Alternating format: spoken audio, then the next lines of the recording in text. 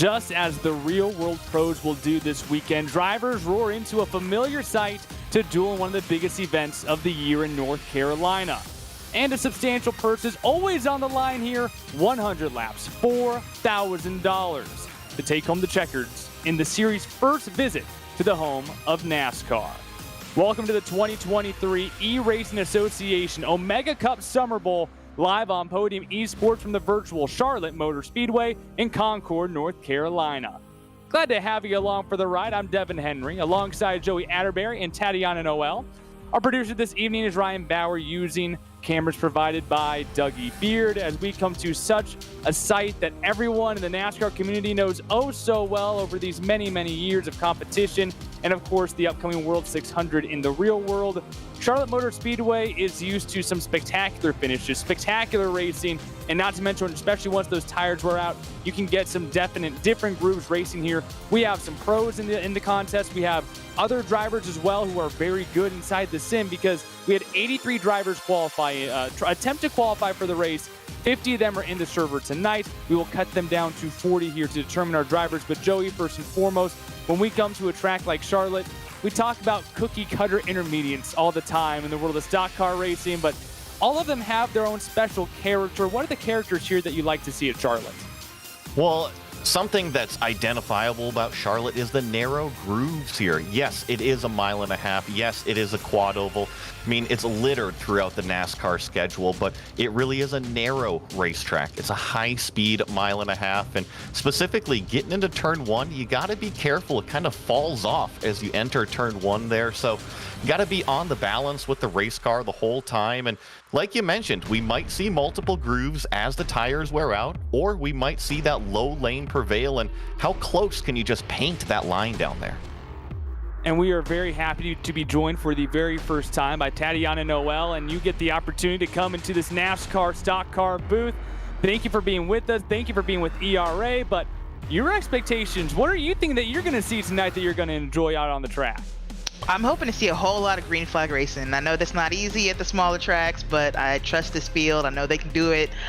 Show me mostly greens.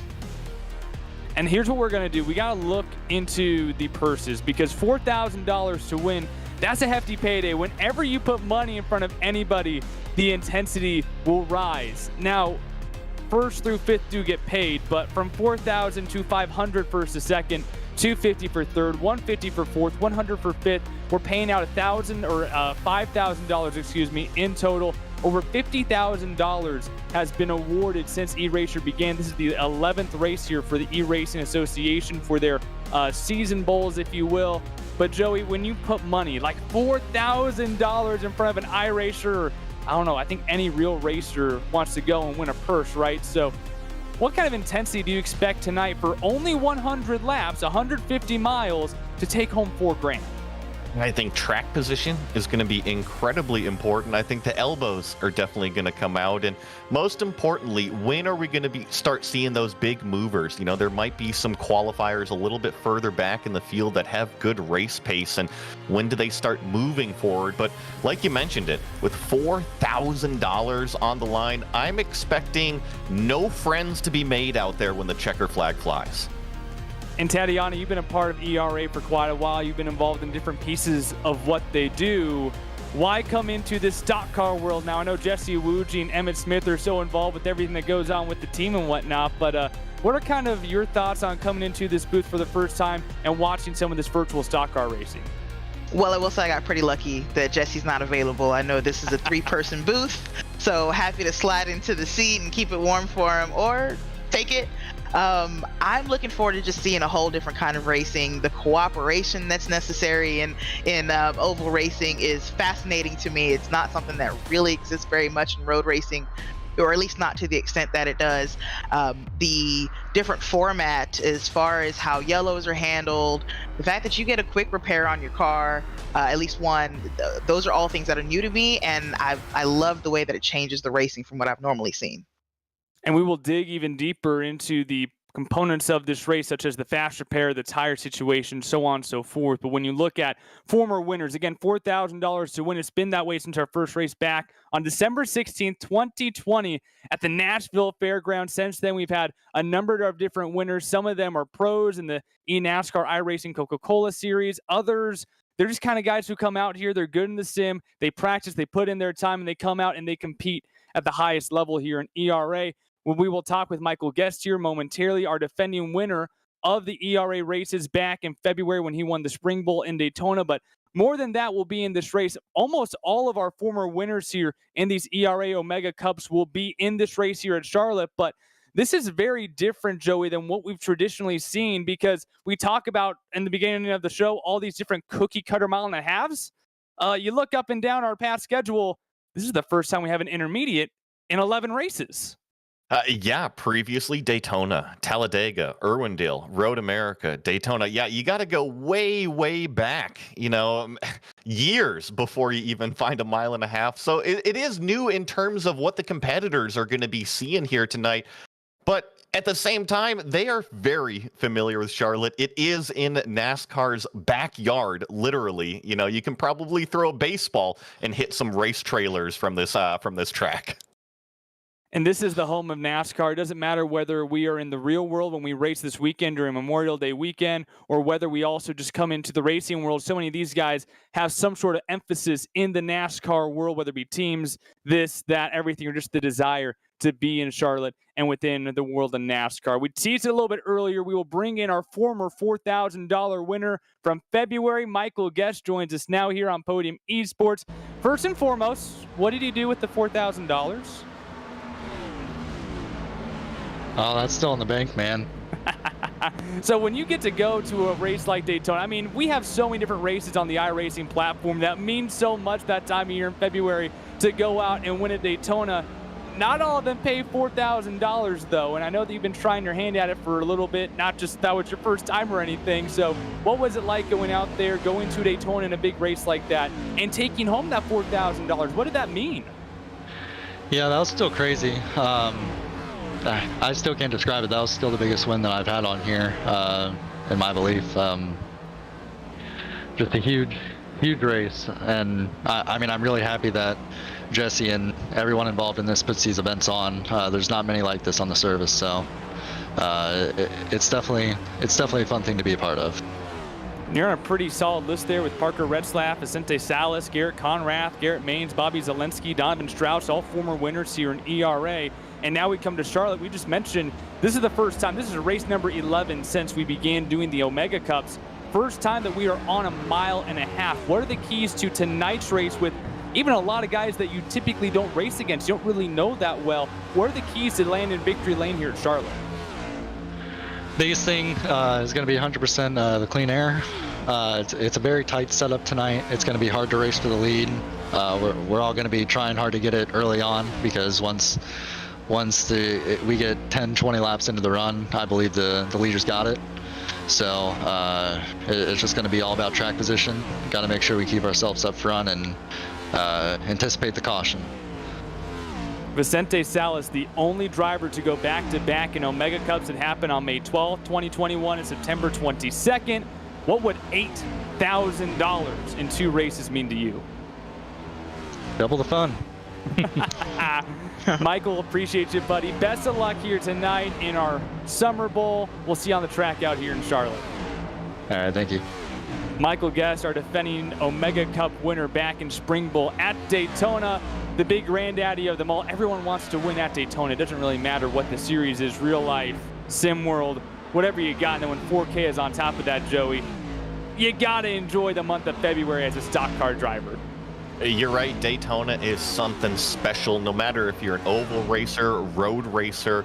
I mean, it's one of the mega, places of speed in the world. You win there, you're always going to remember it. And one of my favorite parts about the ERA is the fact that anyone can become a member, race in these races, $4,000 to win. And that means that we have guys who you probably haven't heard of before. We have underdogs out here going toe-to-toe and throwing punches with the big dogs. And this week we want to throw a spotlight on Jason Ratchcock joining us today. And in our notes we have here that not only do you have that Chase Elliott banner and that championship from a Phoenix not too long ago behind you, but you have over 700 die-casts with you, including virtually every Chase Elliott die-cast along with that, man. But holy cow, how do you keep all those in order?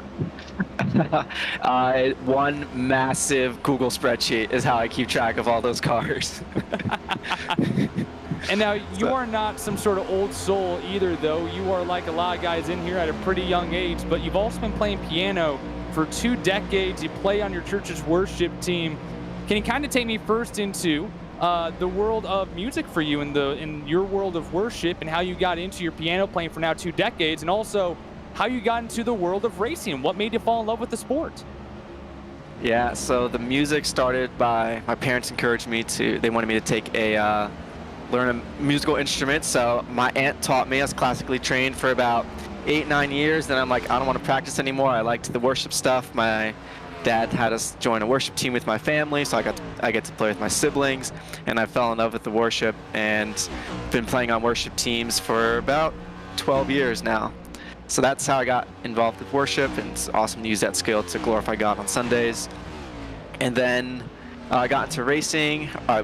My mom got me these NASCAR Cup and NASCAR betting when I was really young, and then I went over to a friend's house one day.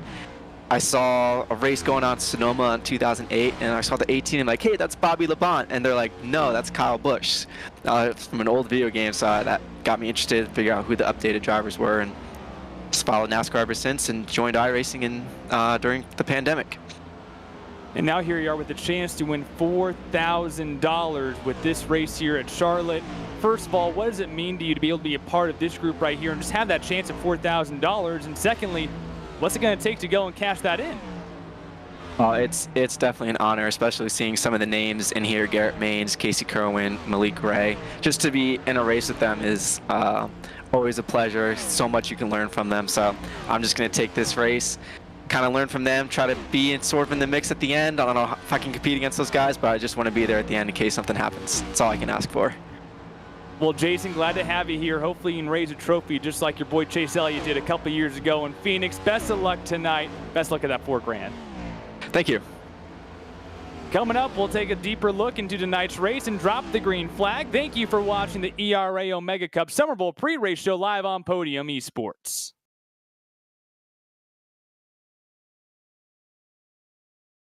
Do you struggle finding someone to race with, someone to compete with, or flat out someone just to give the Gap sauce? Well, you should check out the Gap'em app. Gap'em is the only app that will allow you to race people locally, share videos, and attend events.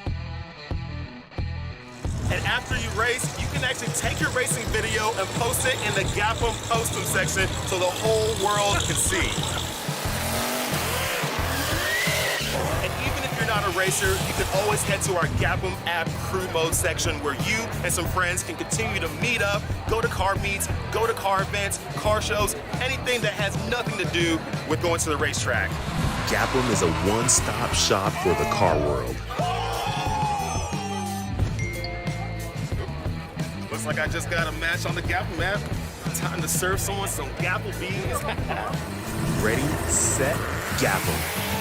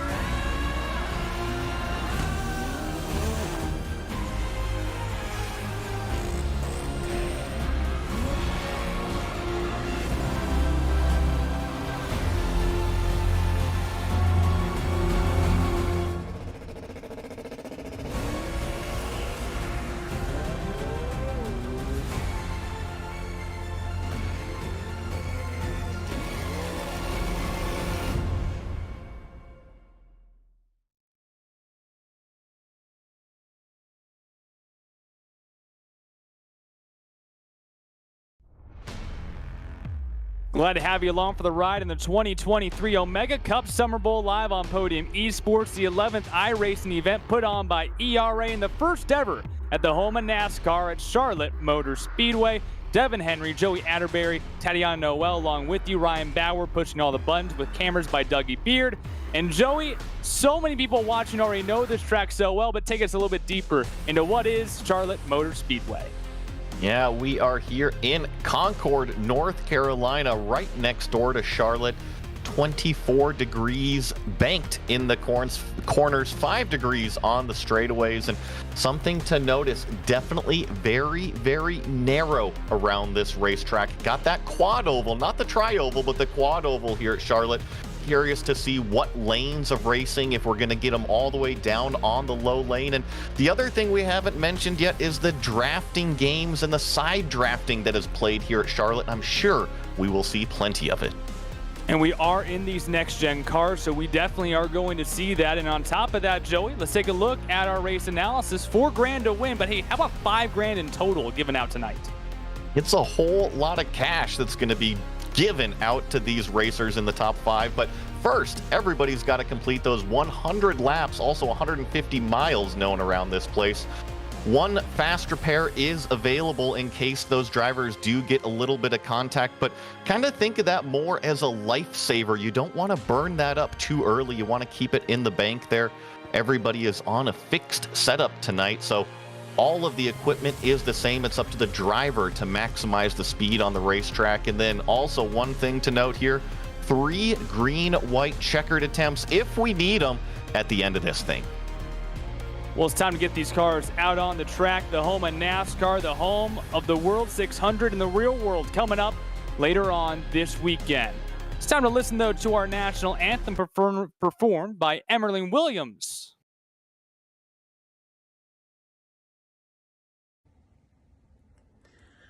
Oh, say, can you see by the dawn's early light what so proudly we hailed at the twilight's last gleaming, whose broad stripes and bright stars through the perilous fight o'er the ramparts we watched were so gallantly streaming, and the rocket's red glare, the bombs bursting in air, gave proof through the night that our flag was still there.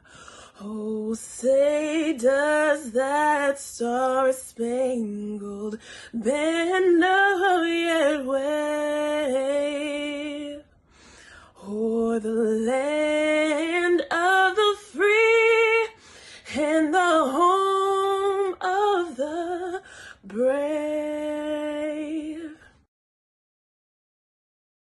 Thank you, Emerlyn Williams, for our national anthem. And now for the command to fire engines. Here is former Arizona Cardinal and Dallas Cowboy legend, Emmitt Smith. Hey everybody, it's your man Emmitt Smith here. Welcome to EPM, or as we like to say, Empower People More, Omega Cup. Y'all ready to get this party started? All right, drivers, let's get ready. Drivers, start your engine. Hey, Emmitt's got a lot of hardware. He's made a lot of money in his day. These guys now gunning for $4,000. Time to kick things off with our pole setter sitting quick time at a 30.069. Malik Ray will lead the field to green tonight. Alongside him, someone he knows pretty dang well from the Pro Series, Colin Keister. Row number 2, we do not stop the greats here in the world of iRacing. Garrett Maines will be on the inside row. Alongside him, Matt Fusa making up the first 4 spots. Then in 5th, Logan Clampett will be alongside a former winner of the Podium 500 earlier this year, Casey Kerwin, makes up the first 3 rows. Patrick Gitter making up position number 7, Kwame Scott will line up in the 8th position, and rounding out our top 10 in row number 5, Austin J. Madrill and Vicente Salas, your top 10 here, Joey. Yeah, and in row 6, 11th position is Alex Thurber with Jason Maines next to him in 12th. Then we have Michael Guest in 13th, who we were just talking to, and Jason Rajcock as well in 14th. Here on row 8, we have Michael Sturgill and Chase Pierce in 16th place. Aaron Raymond and Jason Cameron Jr. making up row 9. And Derek Zimmerman and Raul Alves here in 20th. Mike Witt will line up in the 21st position alongside him, Derek Fulton, as all the cars come off the front straightaway here in their special way they do at Charlotte Motor Speedway. Darrell Young and Jeff Merritt will make up row number 12. Donovan Strauss lines up next to Luis Vega, 25th and 26th. P27 is going to be Spencer Burns. TJ Allen will be in the 28th position. Albert Groley will be in the 29th spot, and Michael Thorpe Jr. rounds out our first 30 spots. In 31st, we have Matthew Baker, followed up with James Wagner Jr. in 32nd, Alex Jones 33rd, Cameron McCone here in 34th, Zach Novak, Tony Edwards on row 18, and then we have Howard Struther Jr. in 37th, Bruno Castro Alves in 38th, and Joshua McKinney with Nathan Sellers in the top 40. Our 40 cars out of 83 who attempted to qualify this week. We had heat races ran, and then we had qualifying just moments ago. These are your 40 drivers fighting for $4,000 here in the Summer Bowl. Joey, your keys to find out who's going to take home that $4,000 and tame the home of NASCAR Charlotte Motor Speedway. Well, I think it's all going to come down to staying clean out there on the racetrack. I mentioned it is very, very narrow. So it's all about keeping that faster pair. Don't use it. Don't burn it up. And the cleaner your car is, the better off you are. And I would say the other thing, 100 laps, don't make too many enemies too early. Yeah, only 150 miles. It's almost a sprint race here compared to most that we have at Charlotte Motor Speedway in the real world. So far, we have had 10 Omega Cups here for ERA tonight for the first time. Not only is it a mile and a half, but it's the home of NASCAR, Charlotte Motor Speedway. Tatiana, your final thoughts. What will we see tonight here in North Carolina? Oh, I expect to see great things. 2 distinct grooves. Doesn't look like there's room for 3. Like y'all said, it's very narrow out here. I said I wanted to see a whole bunch of green flag racing, but we might see a few yellows. Looking forward to it either way.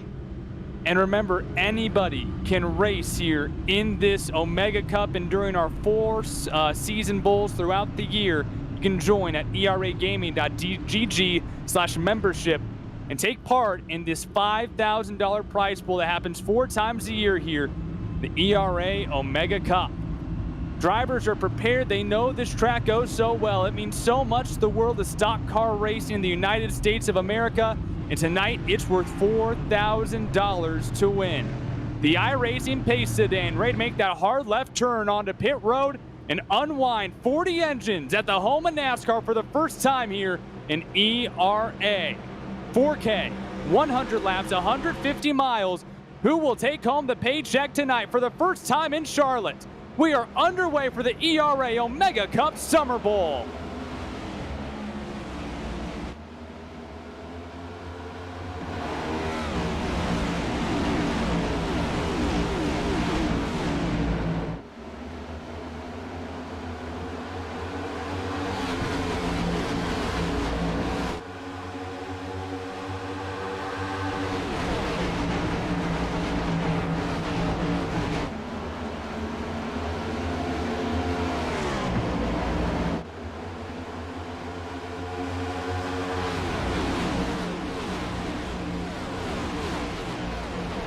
A wicked jump for Malik Ray, but all of a sudden, he's already hounded by Garrett Maines on the rear bumper, Colin Keister behind him. And of course, you want to be patient. You got to keep this car clean, and you do not want to be running 40th. It's going to be hard to pass cars, but Joey, in 100 laps, how patient is too patient? Well, we're about to find out. I'm impressed. We're about to complete lap number 2 here. Still green, but this field majority side by side later, you know, maybe 20th and further back. The top 20 now single file. So I don't know. I think the pace is pretty rapid right now. And quite a stout front of the field. Malik Ray leads the way. Garrett Maines behind him. Colin Keister and then Casey Kerwin. He's made some money already this year on iRacing, especially through that Podium 500 back in February. Michael Guest, we talked about him earlier and talked with him. He's in the 12th position, our most recent Omega Cup victor. And as we look ahead here on Logan Clampett, when you're in the 6th position, boy, Tatiana, it already feels like there's so many cars in front of you and you're only in 6. I know, it looks, and there's no way to pass. Looks like that first 6 or 7 all in single file, covering both the low line and high line. Why not? There's nobody side next to you. So, passing opportunities will come. I expect them to come and show up, but right now it looks like it's cooperation time. And everyone's still settling in. Right now, actually, we have almost the entirety of the top 20 side by side, but then all of a sudden we're 3 wide with Donovan Strauss shooting the middle for the 19th position. So you go 1 by 1 for almost 20 spots, and then the Hornet's Nest is right around mid-pack. I think we typically see here at mile and a half. And Jason Ratchcock, you want to see that out the rear view mirror, not the front windshield, but I don't think anyone actually likes to see Donovan Strauss in your rear view mirror, though. No, but you called it. That is a Hornet's Nest behind Jason Radcock. We were talking with him just before the race here, and he is right behind Jason Maines in the 32, trying to work his way up through the field. Also, looks like Donovan Strauss now going down to the inside of Jason Radcock there in turns 1 and 2. Donovan Strauss actually making an over-under work now down the back straightaway. Strauss pretty aggressive there, able to get the nose to the inside of the 31 machine, and just like that, he's got around Jason Maines, and you already have Donovan Strauss moved up to the 15th position. Biggest mover so far. He started 25th, and he is not stopping anytime soon, it looks like. And now we're starting to get bunched up towards the front. It looks like that outside lane finally beginning to circumnavigate itself towards the front. Curious to see. This is, definitely going too wide, and we're going to see drafting battles be played all night long. This is Alex Thurber right now in the 10th position. It's Logan Clampett, Kwame Scott, Austin McGill, all right in front of him. And right now, it seems like the low lane is the preferred lane, but the more cars you get teamed up on the outside, you're going to start to carry the momentum. And that's really what you would like to see for anyone who just wants to make a pass. You want to find that momentum in the outside lane. Vicente Salas right now in that white machine on the outside lane, he's doing that as Thurber was kind of looking on and trying to see exactly what lanes are prevailing here in front of him. Casey Kerwin now making a move to the outside. He's looking for P3 on Colin Keister.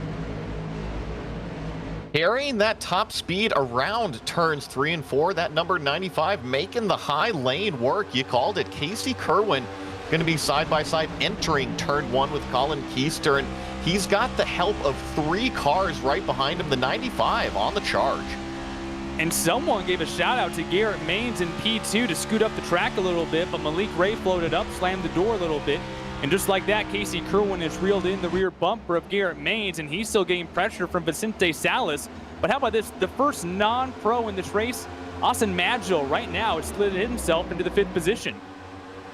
Impressive, and Austin is actually up 4 positions from where he started back in the 9th, riding on board with him here, taking a look down the inside, see how close it can really get out there. It didn't even take 8 laps, and already we're starting to see some of these lines begin to take formation. So Tatiana, your opening notes here through the first 10 laps. I mean, the opening notes is I'm actually surprised that we're not seeing that high line already getting up towards the top. We've seen it work a little bit for some people, but they can't seem to get enough cars in it to really get some energy and momentum going. I do expect it to eventually start being the preferred line, though. Front starting to spread out just a little bit. Take a look back here again, a Hornet's Nest. That looks like some issues was going on there as Daryl Young slides by.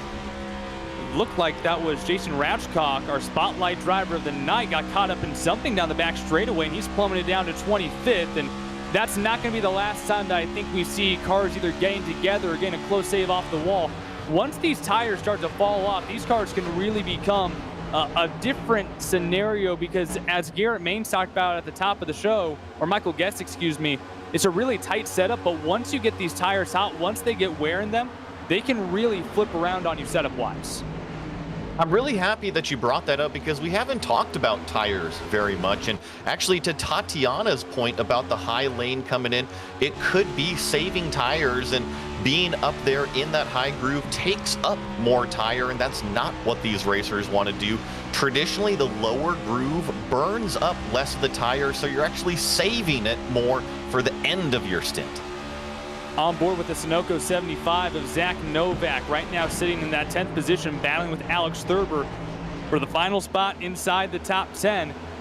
And right now, Matt Buza, he's going the wrong direction, started 4th, and now he's being pressured for that 7th position as Novak running around the outside here. And you already see, even though it's a fixed setup, it varies per driver how you like, say, a tight setup, and it's really going to evolve over a run, and you're starting to see different drivers who either save tires better or just really like the way that the setup evolves throughout the race a little bit more than other drivers.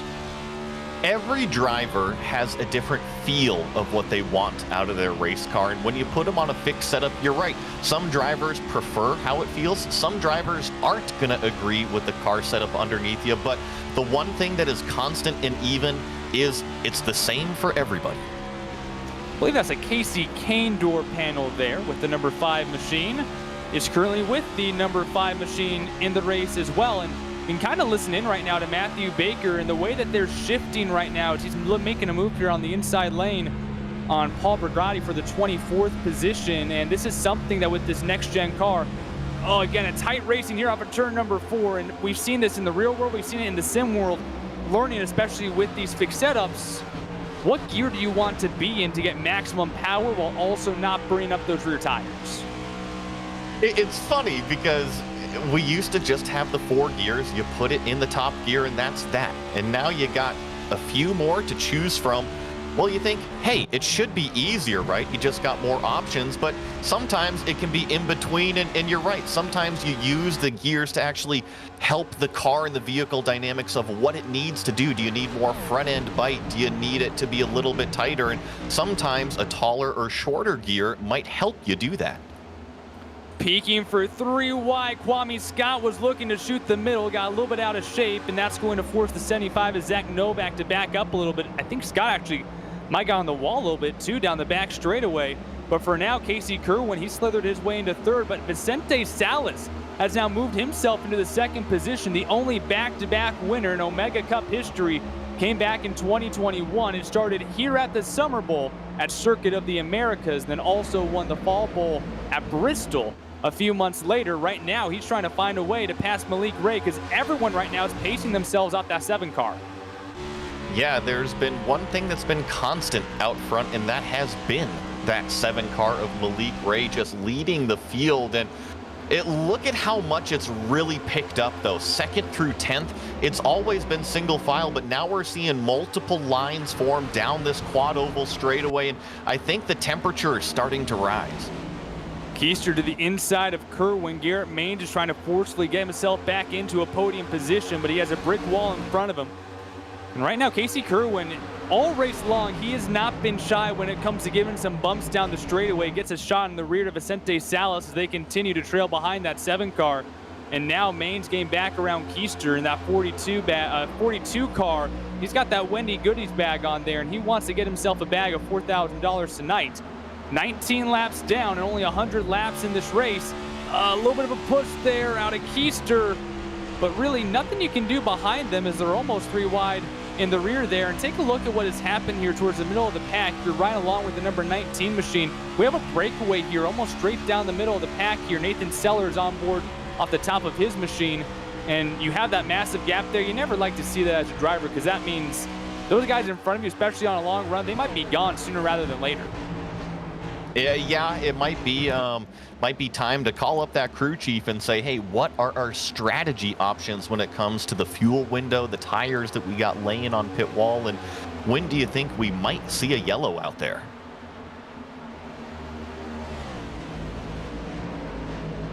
"20 laps down. We're all green so far in this 100-lap event for the Omega Cup SummerBowl, brought to you by ERA, eRacing Association. Joshua McKinney looking on board his machine and inside the physical cockpit as well for the number 51 car. Right now sitting in that 33rd position, and you kind of see a few different guys here scattered around towards the back of the pack, kind of picking your battles. One thing that you do not want to do, though, is go a lap down early. You can't. If you lose that track position, it's going to be an uphill climb the rest of the night, and that's not what you want to do as a racing driver. You want to be moving forward rather than digging yourself out of a hole. And Tatiana, as we continue to see some of these cars evolve, how have you seen some of these drivers evolve and using the track? And also, some of them are using each other. We got some bumper-to-bumper action here and there in these next-gen machines. You love to see it. I absolutely love the bumping and the fact that bumping is part of oval racing. I'm seeing a lot more people sitting on that high line like you talked about, Joey. You said that as the tires start to wear, maybe people will start moving up there, or they'll stay down low to try to save them. But if everyone's low, then it sounds like opportunities are high. So I think that's what we're seeing now, is people taking advantage of that. Some of the big movers of the race, you've seen Zach Novak in some compromising positions off and on from 35th to 7th, and he's being attacked right now by another big mover. We already talked about Donovan Strauss from 25th to 8th. Another driver who's making his way through the field, and he is still intact here with this lead group.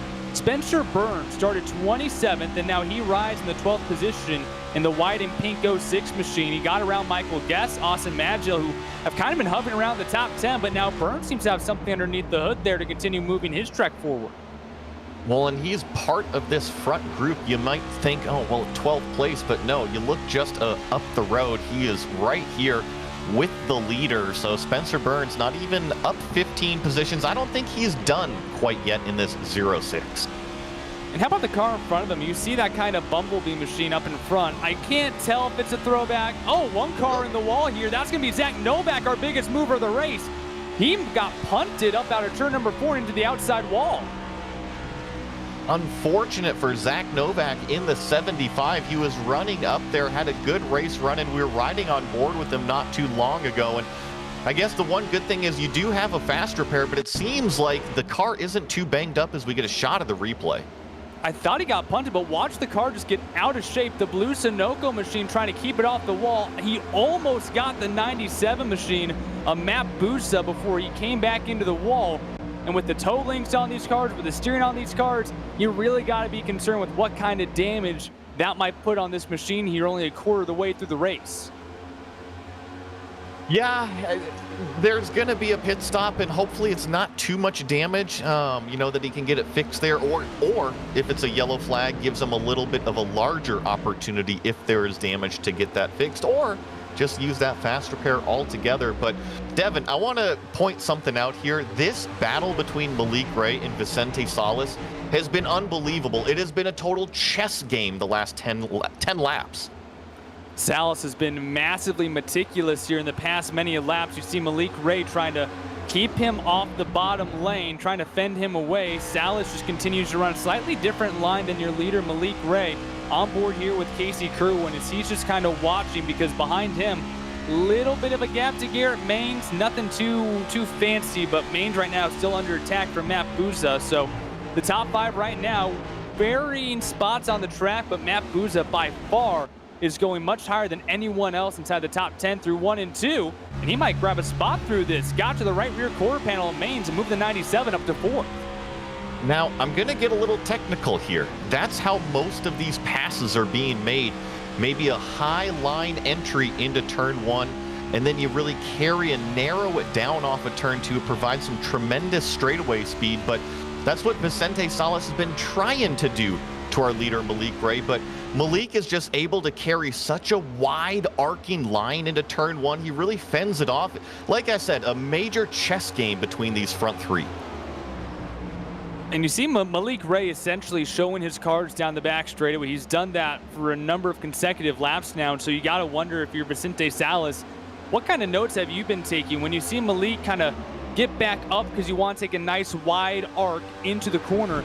Is there a way that he can take advantage of that, or is Vicente Salas right now just taking care of the tires? Let's try to push Malik into a mistake, or just have him wear his tires down and find a way to pass him a little bit later. Because again, we have 70 laps to go, but only 150 miles. That's not a lot of racing. So again, how patient is too patient? Obviously Malik Ray has done a great job pacing the field and maintaining the lead. If you can get around Malik Ray, can you then go up front for 30 laps? I think all of the above, Devin. I think everything that you mentioned you have to do. You have to pressure Malik Ray. You got to show him something different. However, you also have to be taking notes on what he's doing because you never know. There could be a pit stop penalty. He could miss his box. You can make the pass on the racetrack. So every piece of knowledge right now is useful information, but just Malik Ray doing a fantastic job out front. On board a little bit deeper in the pack, Jeff Merrick, he right now sits in the 26th position with that 60 machine. Right along the inside, got around TJ Allen right now, and now has his sights set on Mike Witt for that 24th position. And again, you see drivers really beginning to spread out on the track. We have these little groups here and there. And this is not a Daytona, this is not Talladega.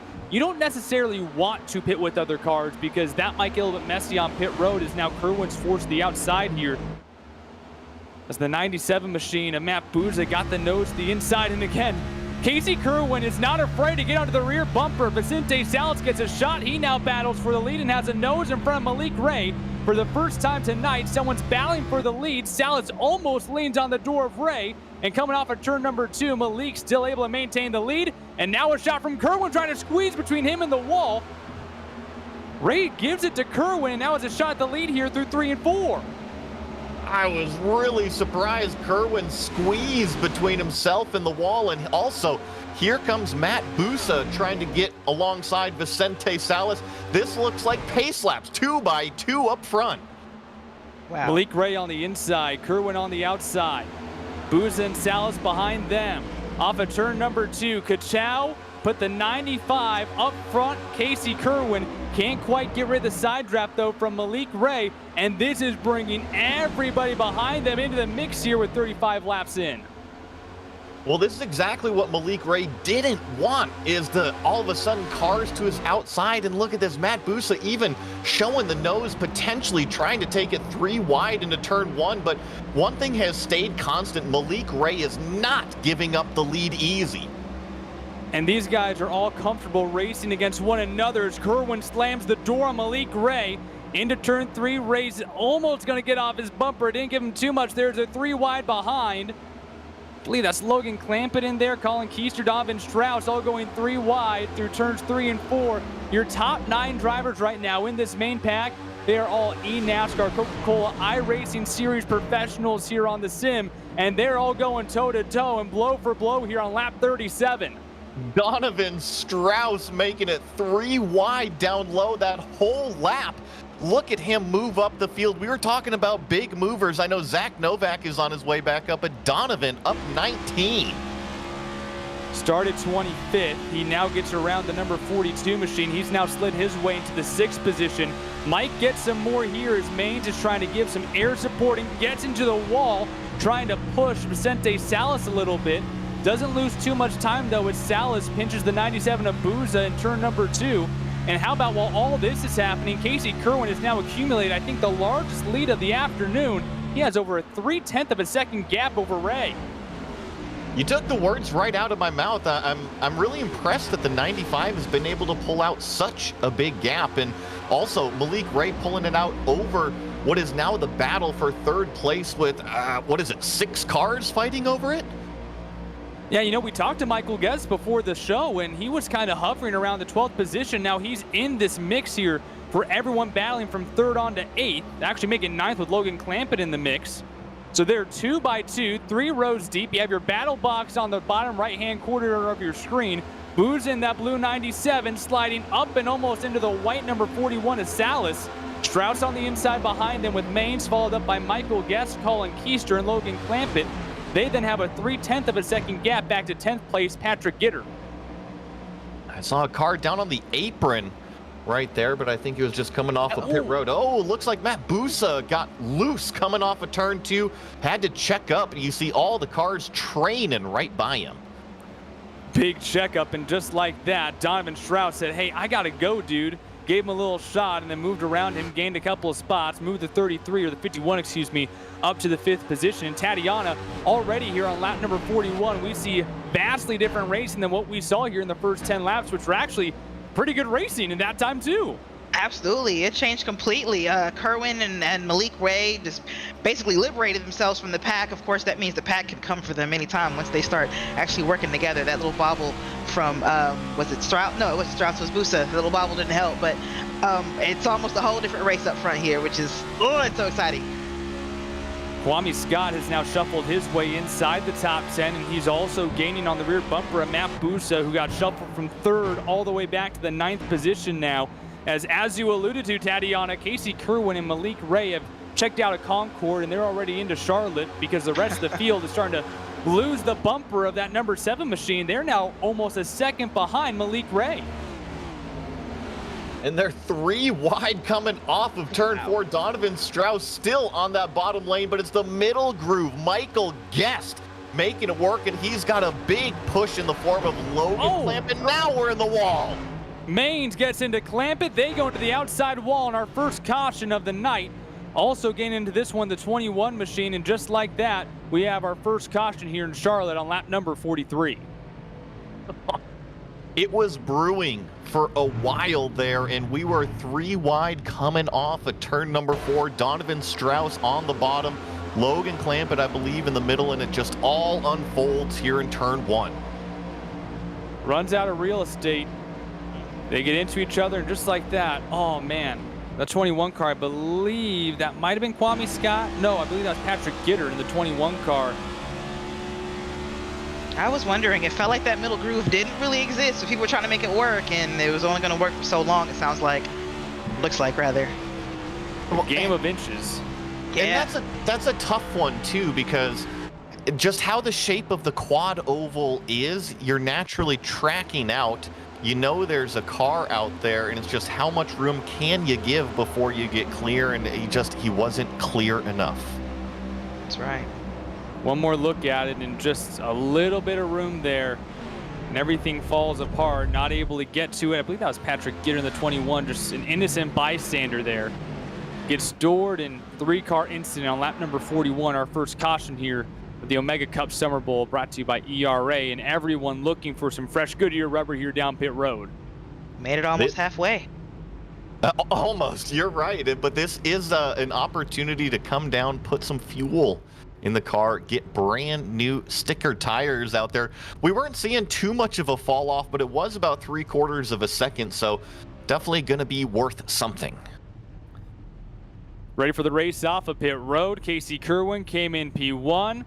Can he retain it? Looks like it's going to be Tony Edwards. He might have an issue on pit road that we're only taking 2 tires. And how about behind him? It's Jason Maines, the 2nd car off of pit road. And Malik Ray makes the pass going down the strip on Casey Kerwin. So punch that 7 car back in front of the 95, as we saw for the majority of that opening stint, guys. I think the one that surprises me is Vicente Salas falling all the way to 6th. I didn't see anything unusual on pit road, but I thought he was maybe a few more positions up. Did I see a couple of people maybe miss their box? It could have just been an illusion. There were a lot of cars there, but it looked like some people just drove through. Yeah, it looked like Jason Maines and Tony Edwards did not make a stop in their stall. That will punch Malik Ray back out front. When we go back green, he's led the majority of the way here in the ERA Omega Cup Summer Bowl. $4,000 to win here at the home of NASCAR, Charlotte Motor Speedway. Glad to have you here on Podium Esports. We'll step aside, bring it back for the green flag here. Malik Ray leads the way in Charlotte. Do you struggle finding someone to race with, someone to compete with, or flat out someone just to give the Gap sauce? Well, you should check out the Gapum app. Gapum is the only app that will allow you to race people locally, share videos, and attend events. And after you race, you can actually take your racing video and post it in the Gapum Postum section so the whole world can see. And even if you're not a racer, you can always head to our Gapum app crew mode section where you and some friends can continue to meet up, go to car meets, go to car events, car shows, anything that has nothing to do with going to the racetrack. Gapum is a one-stop shop for the car world. Looks like I just got a match on the Gapum app. Time to serve someone some Gapple beans. Ready, set, Gapum.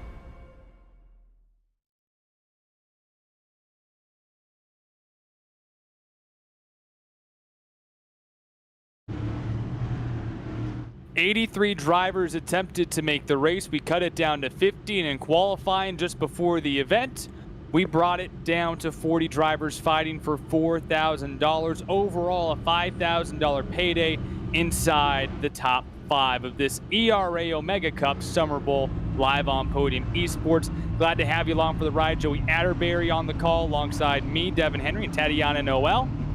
Ryan Bauer behind the scenes using cameras provided by Dougie Beard, and anybody can take part in this event. All you have to do is be a member of ERA, and you can do that and join it with the membership at eragaming.gg/membership at any time. So if you want to join for the next $4,000 to win race, you have some time.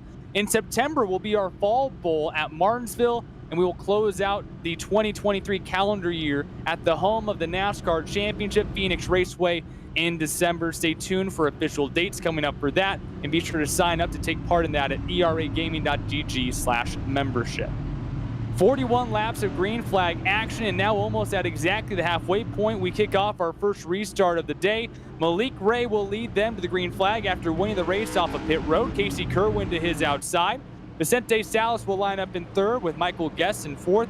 Colin Keister, Donovan Strauss, your first 3 roads. Kwame Scott up to P7, Matt Booza 8th, Michael Sturgill 9th, Zach Novak back inside the top 10. Back on the loud pedal, Malik Ray gets a jump way in front of the restart zone. Hey, all the rules aren't the same all the time, and Malik Ray gets on the gas, and he's got the lead.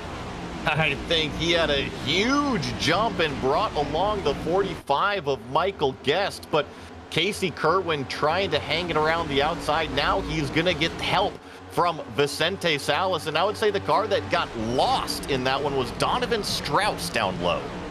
Yeah, Strauss falls all the way back to the 6th position, and in fact, I think that jump by Ray actually helped settle out the field. They're almost already single file for about the first 20-25 spots, but for now, Vicente Salas is trying to find a way to get down to that inside lane, but blocking the way is Michael Guest and Colin Keister. You look at how a lot of the great race car drivers win races or excel above the rest, and it's not always just the lap time, it's excelling in all of the other areas.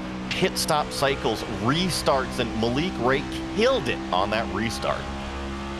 This time by 50 down, 50 to go at the home of NASCAR, Charlotte Motor Speedway. And we were talking during the break the differences in pit stops. Now, it's all based off of essentially an iRacing algorithm to be randomized between everyone, and so you don't get the same pit stop time inside the box compared to everyone else. Look at a Kwame Scott who came off of pit road in the 7th position. He had a 13.9 second pit stop. Michael Sturgill, he's back in 10th now. He had a 15.2 second pit stop. And so that makes it even more necessary to execute on and off of pit road, because you never know what that time in the pit box is going to end up as. And it's so crucial, because if you overshoot your pit box just even by a few feet, you got to put it in reverse. That is extra time that's just being wasted on pit road. And let me tell you, as a former racing car driver, the easiest passes to make are the ones on pit road where you don't have to make them on the racetrack. And that's what Malik Ray is saying, because he had the pole coming into the green flag, lost the lead for a few laps to Casey Kerwin, got the lead back on pit road, but as we've seen throughout the night, Tatiana, Casey Kerwin is by no means shy to be aggressive, giving bumps, poking his nose in, and just trying to make passes.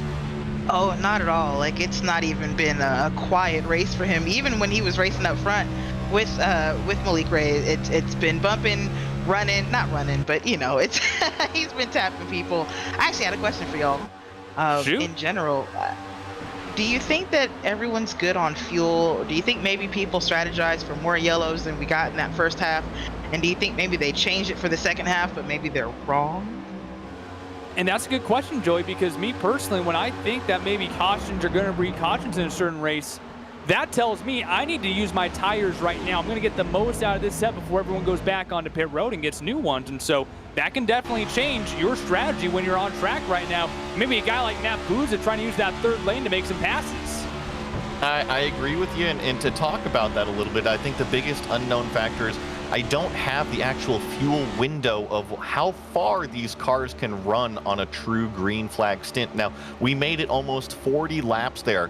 We had the yellow flag, so it forced everybody to come in and take those new tires, fill it up with fuel. However, that is still before halfway. I'd be curious, and if you have anybody that's trying to stretch it, Devin, moves like what Matt Busa are doing and using up that tire is exactly what you don't want to do. And it's all a gamble in that sense, just trying to pick, as you alluded to, Tatiana, just what's going to happen next. If we're going to have cautions, I need to gain some spots now and then gain them on pit road. Otherwise, maybe need to be more conservative. We had a 41-lap green flag run to open up this race. If it's another 40, you had guys like Casey Kerwin making moves, or more specifically maybe Zach Novak. Remember that guy started 35th, was almost in the top 5, got loose off of turn 4, got on the wall, was outside the top 15.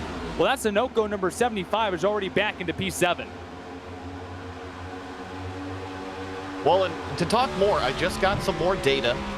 So these cars, Tatiana, should be good on fuel. They can run about 70 laps, maybe just over 70 laps on a stint. So I think that they should be good on fuel. And to Devin's point now, it's how much do you use up the tire now? How much do you save it? Or are we going to get another yellow where you're just going to come down and get a whole nother set? So burn it while you got it. Right. Malik Ray continues to pace the field here, Tatiana, and we continue to see these guys kind of settle down as well. Yeah, starting to get into a bit of a rhythm here. Sorry to interrupt you earlier. It does look like everyone's settling in, and maybe we will see another quiet second stint here, because I would have expected coming into this that we'd have more yellows, more cautions. And so to your point, Joey, my strategy would have been to come in and burn those tires up, because I'm thinking I'm going to get a new set anyway. Well, in pit strategy, like it's an interesting ball game, but the one thing that you can't do is go a lap down. Devin mentioned it earlier that you can't go a lap down, and here we go, full course yellow again on the racetrack. Second caution of the night, and this time it comes with 41 laps to go. Looks like an issue down the back straightaway, and that's going to be the 18 machine there.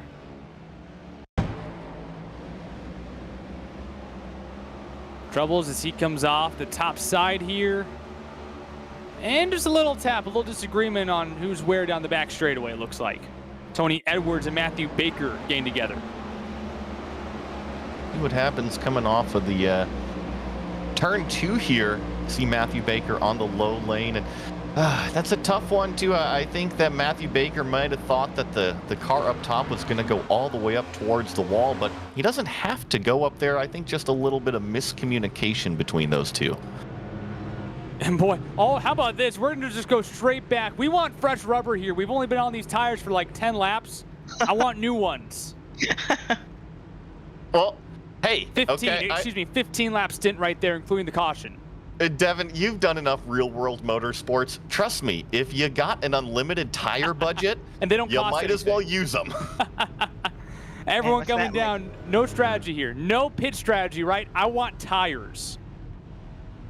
And I think this is the right call, though, because let's say if you're in the front 5 and you don't come down and the rest of the field comes down and has brand new tires, sure, it might not be that big of a delta difference in terms of the lap time, but trust me, there's the mental aspect of it as well. Ladies and gentlemen, here we go. We do have strategy. Vicente Salas and Zach Novak. I believe they took 2 tires here, a sub 10-second pit stop. Jason Maines came out 3rd again past the box. But then it's Malik Ray and Casey Kerwin. They take 4 tires here. So we do have some tire strategy on this pit stop with 40 to go. I agree, and I think I see maybe Paul Bergoli took 2 tires as well with a 11-second stop, and TJ Elaine back there as well, Chase Pierce. So you're right, throw some new strategy cards on the table.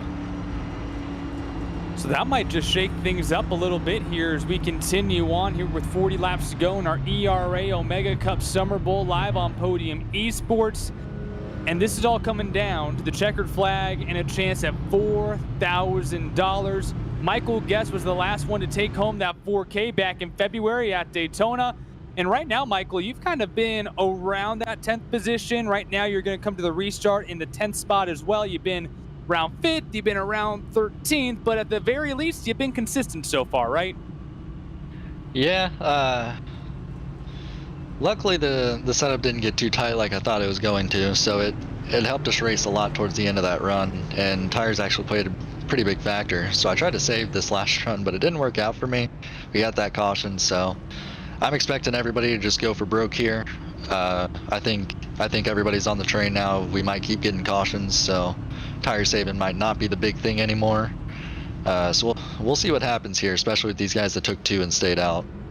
And that's one of the things that we talked about here on the most recent run, is the fact that we went 41 laps green, and now you always kind of expect cautions to breed caution. So as a driver, how do you kind of anticipate what's coming next? How do you strategize, okay, am I preparing for when we go back green with over 35 laps to go, it's going to be almost that same initial stint we had, or are we thinking, okay, we're going to keep going back in and getting tires? How do you process all that as a driver to go out and attack? Because there's no time to be patient here coming down to almost 35 to go.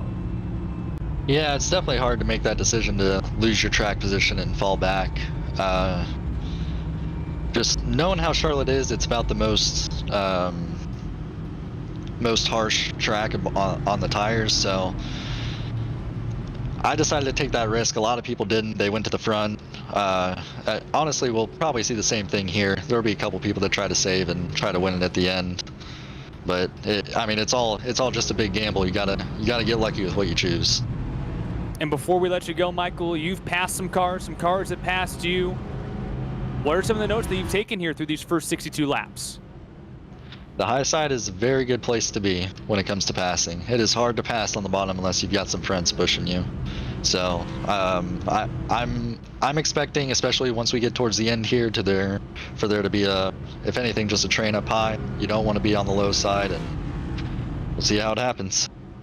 Fighting for what would be only the second different driver to go back-to-back in Omega Cups and another fresh $4,000 payday. Michael, best of luck to you here on the restart. Appreciate it. Michael Guest made that $4,000 in Daytona, looking for $4,000 more here tonight. That'd be $8,000 in 2 races, and that's all cold hard cash. That's not coupons, that's not certificate, that's not online money. That is cash, as Michael alluded to at the start of the broadcast. That's still in the bank right now, and he's hoping to bank another $4,000 here in the next 38 laps. We'll go green with 37 to go, this time by Vicente Salas and Zach Novak. They go and have some strategy. 2-tire pit stop. Actually, we're going to go one more lap here under caution. But after hearing that from Michael, Joey, I mean, what are your thoughts now on how aggressive, I guess I should ask, how aggressive do you think these guys are going to be in these final 37, 36 laps? I think you have to go all out no matter what from here. And just to talk about setting the scene of the pit strategy, I'm marking down lap 20. If we have a full course yellow before we get to lap 20 to go, you're going to see drivers come down pit road. I think if we have another yellow around that 20 mark, it's just not enough time to gain those positions back on the racetrack if you come in and get tires after that. So I think with 37 to go, coming to 36 to go, we've still got plenty of racing left. And so I think that it's fair to say that the 2 most aggressive drivers on the afternoon or on the evening has been Zach Novak and Casey Kerwin. Novak just because, boy, he started 35th. He's kind of went back to mid-pack, and he's been up front for almost the entirety of the race. And we all know Casey Kerwin, not afraid to put his bumper in there. So, Tatiana, how do you think that these drivers are going to react to kind of crunch time coming up here, and how intense this is going to be for $4,000? I think those elbows are going to start coming out a lot wider. I think a lot of people have kind of just been conservative up until now. I think the realization that this race is going a whole lot quicker than they thought is going to bring out some real aggression. So it will be 36 laps to go when we cross the stripe and get back underway. Vicente Salas leads the way. Zach Novak to his outside. Kerwin, Ray, Buza, Strauss, Scott, Keister, Guess, and Alvis. Your top 10 at Charlotte for the ERA Omega Cup Summer Bowl, back underway at the home of NASCAR. 36 to go. Another really good jump for our leader, but this time it's Vicente Salas that gets out front. Malik Ray down low with the 75 of Zach Novak, getting the push from Casey Kerwin, but right now looks like it's going to be Matt Busa that's going to go up and provide some momentum to the top lane. Salas, like a bottle rocket, takes off, and he has a 3/10 of a second lead fresh out of the gate. Novak has a little bit of a gap, but again, it's the duo that we've seen all night long. Casey Kerwin and Malik Ray door-to-door for P3. Malik Ray is in that tough spot. We just heard Michael Guest say it's really difficult to make those passes on the bottom, and you're seeing that happen right now. He's just pinched down. Now we're going to get Colin Keister, I believe, going up and pushing Casey Kerwin by Malik. What a save by Kwame Scott. He almost hit the inside wall down the back straightaway after contact with, I believe it was Matt Busa. They all stay off of other cars and the wall. We stay green, and they're both still inside the top dozen somehow. Look at this. You called it. I mean, how that didn't turn into a wreck between Kwame and Busa, I don't know. It was all off a turn two. Everyone lines back up. I don't know how we're not under caution right now, or at the very least, someone didn't get significant damage. We only have 3 retirements so far in this race with 33 to go this time by. Besides that, all 37 cars remaining on the track are all on the lead lap. Our only DNFs, Bruno Castro-Alves, Patrick Gitter, Derek Zimmerman. Besides that, everybody else on the lead lap, and everyone else with a shot at $4,000. But first, you got to catch Vicente Salas. He's looking mighty fine there with that tire strategy on that last yellow. Not only Vic, but also Zach Novak. Remember, he was also on that 2-tire strategy. I was curious to see, once they got rolling out here, are those 4 tires of Casey Kerwin, Malik Ray, Donovan Strauss going to pay off? But doesn't look like they're really closing in the gap at all. Have really yet to talk about Raul Alves in this race. Started 20th and now finds himself inside the top 10 after passing Matt Busa after that excursion down the back straightaway with him and Scott. But for now, Alves, someone who we just really haven't talked about, has an opportunity to put himself in the hat for this $4,000. And trust me, as long as you're running, and I would say inside the top 15 right now, you got a shot at that $4,000 payday if you collect the chicken dinner tonight. But you got to get there, and trust me, I don't think we're done with those yellow flags yet. Busa squeezing to the inside as Alves looking like he's qualifying for the Indy 500, almost off the wall there. As Busa continues to move forward after that quick little excursion, and now trying to find his way to the rear bumper of Maines. They almost get together off of 4. Close racing there. I think Busa, I don't know if he got loose or maybe just got a touch of the apron, but was able to not get into the car right to his outside of Alves. And taking a look here off the bumper of Alex, because he's kind of running in that higher lane, and it's not just a lane that you go to pass other cars. It's also a lane that a lot of these guys are just using here to get themselves some momentum, and then diamonding off at turn number 4, just trying to find any way to find momentum with 29 laps to go. Well, we remember when we were speaking with Michael Guest, he just said that the bottom, it's so difficult down there, and traditionally when you run that low lane and there's a car to your outside, you just can't get the exit off of the corner that you need. And when you make a pass, it's usually down the straightaway getting a better exit than your competitor. Novak has reeled in that looks like a practice machine of Vicente Salas, the bright white here in Charlotte. Now trying to find a way to play some defense, and if you're Novak, you got to take care of things quickly, because you know Casey Kerwin and Malik Ray will not be far behind after and if you complete a pass here for the lead. You see Novak kind of using that middle lane through turns 1 and 2, providing some momentum down the back straightaway, chasing Vicente Salas. And you got to think, Salas was following Malik Ray for a while. How many notes did he take? How wide of an arc is he going to be going into turn 1 here? Reels in, gets the rear bumper, comes in a little bit wider, but Salas trying to throw a little bit of air off that front bumper. He entered high as well, and that's going to give him a little bit of a gap here off of turn number 2. Novak again with momentum, though, and Salas protects the inside down the back straight. Well, and you called it, you know, it's always been diamonding off of the corner, and how you do that is a really wide entry. And what Vicente Salas was doing is he himself is doing that really wide entry, taking away any sort of advantage Novak has behind him. Again, Novak just reels in that bumper going into the corner, but has nothing to do with it once you kind of get on exit there. Salas just looks so strong off a corner exit right now. Nothing that 75 car can do. Kind of peeks his nose in 3, just doesn't have any room there before that 41 car gets to the bottom.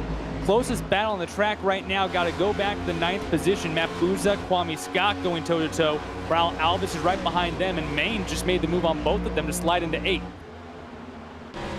Check out the 31, Raul Alves moving to the top side of the racetrack as we ride on board with them. Matt Buza right in front of him. This momentum's definitely going to help Matt Buza down the straightaway. Kwame Scott now up into 11th. 31 almost gets into the rear bumper there. Buza tight racing through 3 and 4, and again, no time for patience because now it's just 24 laps to go for $4,000. But if he can't get the win, I guarantee you no driver in the field is going, I don't know if I can get the win right now. But if you don't, second place $500, third place $250, fourth place $150, but you still get a Benjamin for finishing inside the top 5 with that 5th position. So by no means, if you're sitting in 10, that doesn't mean that you can't go and get a payday tonight. No, but you're telling me that a racing car driver is going to be satisfied with 5th place? I mean, it's not even about the money at that point. The guy in 2nd is going to be kicking himself, you know? That's a $3,500 drop-off. And I think that brings up your talking point of earlier, Devin, is when do the elbows come out? Because when there's money on the line, things change. There's a punch right there. Novak really threw it into third, or into the third corner, excuse me, is able to keep on that left rear quarter panel of Salas. They drag race down the quad oval into turn number 1. New leader, Zach Novak out front in Charlotte. And interesting, here comes the over-under from Vicente Salas. I saw him full on lift going there into turn 1. It's going to put him on the bottom side of the racetrack. He really leaves the 75 out to dry entering turns 3, but Zach Novak hanging tough on the top line. Oh, he's in the wall. Not the first time tonight. He's recovered from it once, wants to do it again. It gives him a little bit of a nose. Here comes Casey Kerwin in the 95, not far behind. Novak right on his bumper going into the corner and gets out of shape. That's going to open the door for Casey Kerwin. Yeah, look at the momentum from the 95 down the back straightaway. He's going to take away that 2nd place position. It's just up to Zach if he can hang on tough around the top side. We haven't seen it work as much through 3 and 4 as it does through 1 and 2. How about a name we haven't seen up front recently? Donovan Strauss making the move right now on Malik Ray for the 4th position, just behind this 3-way battle for the lead. The 51 Duracell machine inching forward. Oh, we got another yellow flag on the racetrack. And you see the elation from Donovan Strauss. He likes the position that he's in right now in 4th. Well, okay, here we go, everybody. This is that magic number. Look at it, 20 to go. Do you come down? Do you take tires right now, or do you stay out? Joey, that's the exact number that you called out, and we're going to find out is down the front straightaway. I just got the front straightaway wall, and then we have more contact here down the quad oval. That's going to be about a 4 or 5 car incident there down the front straight. Heavy impacts on some of these cars. Seemed like there was multiple wrecks involved. You see the car get loose on the bottom. That happens, and then further down the straightaway here, looks like some bumpers get tangled up between the 18 and the 26, I believe. And those are 4 different cars there in 2 different battles, causing 2 separate incidents down the front straightaway, and that's going to lead us into what's going to be a very interesting decision here for some of these drivers, especially if you're Salas and Novak, with only having 2 tires. Man, that's a big lick right there. Going into that newly added inside wall that is there for the Charlotte Roval as Burns wallops the driver's side wall against that and even gets a little bit of a taste of the pit road wall too. Well, here we go. Looks like we've got the whole field coming down pit road. I guarantee you we're going to see some 2-tire stops. And you're right. If you're Vicente Salas, you think you got to take 4 at this point. Novak comes out of the pit box. Who will meet him at the tail end of pit road? It's like 4 tires most of the way around. 2 tires for Salas. 2 tires once again for Vic out front. So Vicente Salas wins the race off of pit road, off of a 2-tire stop. It looks like most everyone in the top 11 puts on 2 Goodyear rubbers and calls it good. And some extracurriculars going on, not intentional or anything like that, but Colin Keister goes for a little bit of a ride there, coming out of the pit box. I got on the gas there a little hard. Gotta warm him up. Yeah, I tell you who's happy, though, is Michael Guest, because that could have been some damage. Yeah, sometimes iRacing doesn't allow those shadow cars, if you will, down pit road too deep. So occasionally that does end up becoming contact, and thankfully there for Guest, he's able to retain that 6th position. Well, let's talk about tires, because Vicente Salas is on some really, really old left sides. I thought he was going to have to take 4. Zach Novak was the only other car that previously had took 2. He took 4 this time, so I'm curious how much this 41 is going to hold up out front. Tatiana, what do you think on that? 2 tires again, that means those insides are definitely starting to get chewed up if they aren't already. It was a gamble, but I understand the need to keep track position, especially with less than 20 to go. And you talk about Novak taking 4 there, Joey. What did that do for him? He's back in the 12th position after battling for the lead prior to that caution. So we saw just how resilient 2 tires was, and it feels like coming to green with about 15 laps to go, Novak, who started 35th, mind you, he's come out of a hole about twice now in this race, but is this going to be too much here with only 15 laps to go, potentially starting the 6th row? It's definitely a bigger hole to climb out of, but like you mentioned, it's not something that he hasn't done before, actually a couple times so far this race. So Zach Novak may be back there in 12th, but I think he's got the skill, and he's for sure got the tires underneath him to move forward. And now for Salas, you talk about how the older tires are on the left side. What does that do for the car in terms of a restart? Well, for one, Joey, it means that one side of your car is going to grab onto that pavement and take off, and the other side is going to want to spin. It creates such a strange balance in the car when you're trying to get to the gas, and it's going to make it even worse when you have Mr. Kachow himself, the aggressive Casey Kerwin, who's going to be hard on that throttle coming to the green on the outside of you. Absolutely, and when you don't have the confidence to go flat on the gas with those older tires, that means you're going to have to lift slightly. That gives the advantage to your competitor. That's why those older tires, they're so tricky on the restart. But I'm going to play a little bit of devil's advocate over here, because being the leader on these restarts seems to pay huge dividends. And I see you guys watching. I see you guys, and I'm sure there's some of you thinking, this is easy. I could do this. $4,000? Well, come join us. Show me. You can join and become a member of the eRacing Association anytime you want at eragaming.gg/membership.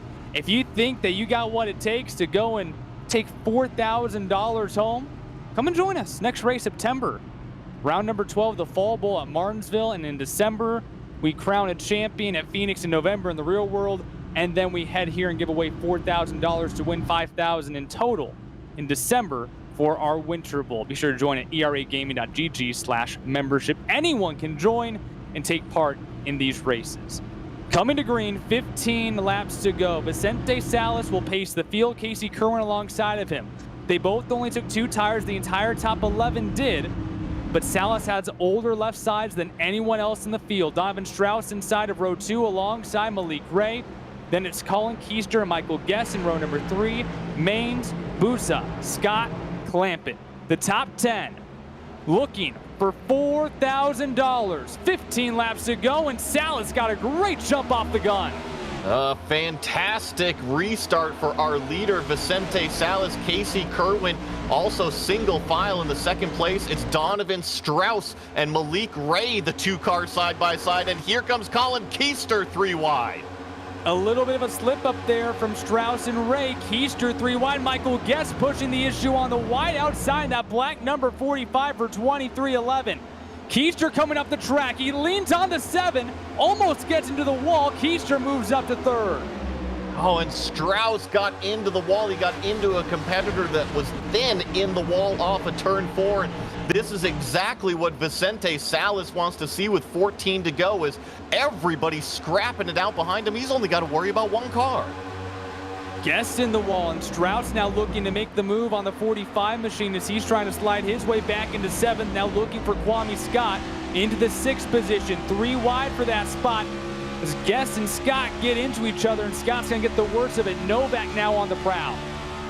We mentioned Zach Novak, the first car on the 4 tires. Everybody else is on 2, and while it may not be a huge difference, it definitely gives you the confidence. And look at this, the 75 making the low lane work. And while all of this is going on, Vicente Salas and Casey Kerwin sent a postcard in the mail and said, "See you guys in victory lane." Almost a 0.3 of a second gap between the top 2 and Colin Keister. Is there enough for the 21 and 7 to close back in the next 12 laps? We're going to see. I think it is, because I'm seeing Colin Keister being one of the fastest cars on the racetrack, and it's really going to turn into the chess game now. How does Vicente Salas keep Casey Kerwin behind him? You got those older left sides, and Joey, how do you think that affects the car here on these longer runs? Obviously, it didn't bother him too much on the restart, but now racing-wise, balance-wise, how's that going to change what this 41 car does? Well, they just turned the fastest lap of the race. Vicente Salas, 30.062. That is his fastest purple on the racetrack. So I don't know. If you ask me, they look pretty fast right now. The last lap was the fastest lap of the race for everyone inside the top 5 except that car, Casey Kerwin, who was 5/1000th of a second off his fastest time. So these tires right now are being utilized to their fullest potential, Tatiana. Yeah, absolutely. That's crazy that they're doing their fastest laps now. 10 to go. I'm not going to say it. I'm not going to say it. Never mind. Hey, all Colin Keister needs to know is that he's door to door with Casey Kerwin. The 42 car trying to slither his way up into 2nd. Casey was trying to take a wide line to capitalize on a move for Vic, and I tell you what, Colin Keister said, you know what, I'm going to go up. I'm going to go ahead side draft in 1 and 2, and now battling side by side again going into turns 1. Malik Ray hates seeing that blue and red brick wall in front of him. He has to find a way around these two, because right now, Salas might as well grab some popcorn out. The lead is now ballooned to half a second for Vicente Salas in this battle between Kerwin and Keister, and the 42 could not make enough headway to get around Kerwin. And I think Keister actually thought better of what just happened. He tucked back in behind Casey Kerwin. He realized that, hey, if we stick here too wide, whoa, we got problems on the front straightaway here, don't we? Second pack, they are racing for a thank you for coming award. Oh, the 70 gets into the 18. He's in the wall, and they're going to pile him up down the back straightaway. Caution flag is out with 8 laps to go in our race for $4,000 at Charlotte. I didn't say it. I said I wasn't going to say it, and I didn't say it. This was not my fault. Tony Edwards makes some contact here going down the back straightaway, but it all started here, Joey, where you were alluding to, when they're banging off of each other. And it's just not very helpful as we come down to the back straightaway, and unfortunately for our spotlight driver of the night, I believe as well, Jason Ratchcock gets involved late. It's another one of those moves we saw, coming out of the quad oval. Everybody's just naturally letting the car drift up to the right side of the racetrack, and you run out of room very, very quickly. You go 2 wide, 3 wide, you run out of room even quicker. One last look here off the top, but Joshua McKinney is able to slide by to the inside, not so fast. It happens just that quick sometimes. Well, there's one benefit. Well, I shouldn't say benefit. It's terrible, but they do have a fast repair available to them. It doesn't look like anybody lost a lap from that one. And I'm pretty sure he was aware it was very likely to happen, but I very much doubt that he was hoping it would happen because of the restart coming up. Vicente Salas launched beautifully on that last restart for having the oldest left side tires in the field. but now you got to do it again. It's been pretty consistent, though. The low lane has been able to get a good jump on these restarts. So if I'm Salas out front, I'm not necessarily too worried about the initial launch. What I am worried about is you had just built up a nice gap, and second and third place were scrapping amongst themselves. Whole different ball game now. While we have a moment, let's highlight some drivers who are putting together a great run right now. Go back to 16th position, and Alex Jones started this race in the 33rd spot, only 7 spots in qualifying to make the show. Remember, 50 drivers qualified, only 40 made it. He started towards the back, and right now Alex Jones running inside in the 16th position, I should say, and directly in front of him is the guy who started directly in front of him. James Wagner Jr. started 32nd. He now has himself inside the top 15. Also hasn't been a shabby day for Jeff Merck, the driver in 14th position. He started 24th, and he's been able to make his way up the field and through some of the chaos. And Paul Brigolgi, we talked about him a little bit. He's in 12th right now, and he started 29th, and he's putting together a great run for himself as well. So just a few of the drivers who have made their way through the field, and I would be remiss to not mention Cameron McHolm, even though kind of borderline inside that top 20, did start 34, so another one of those drivers who was just on the verge of making it in tonight and trying to make something out of it. Well, and I mean, we have 5 laps to go. I know we're under yellow here, but I'm looking through timing and scoring, and I'm seeing, I believe it's 32, maybe 33 cars still on the lead lap. That's amazing. Yeah, I have 32 cars on the lead lap after that last incident, and besides that, just about all the drivers who are not on the lead lap have put it behind the wall. Looks like drivers who at the very least are on pit road at this point or have called it a night. Derek Fulton, Tony Edwards, TJ Allen, Bruno Castro Alves, Patrick Gitter, and Derek Zimmerman all out of the race. Nathan Sellers and Matthew Baker are still in the race, but multiple laps down. And unfortunately, we talked a lot about him. Kwame Scott, he's been inside the top 10 for a lot of the race. I think he was involved in that last incident. He's back in the 31st position. Well, you know, in order to have big movers, unfortunately, drivers have to fall, and Kwame Scott was having a very, very good day. Yeah, he's down here in 31st now, but don't stop swimming yet. Anything is still possible in racing. Yeah, definitely anything is still possible. And as we get closer and closer to go back green, obviously, Tatiana, when there's not many laps left, we've already seen the intensity boil over a little bit with just how aggressive these guys are racing. But now when you have $4,000 in front of you and you say, hey, you got 3 laps for $4,000, I mean, that is when the desperation comes out from everyone from first to, what did we say, 32nd? So yeah, all of them. Absolutely. These drivers don't see nothing but green, money green. And if there's a big one again, then it gives people even down in 32nd a chance to get up and get into some that prize pool. We talk about guys seeing red. These guys are all seeing green no matter how far in the back of the field you are. I want to bring home some money tonight. Well, you know, you got to pay the bills somehow, huh? This is a good way to do it, right?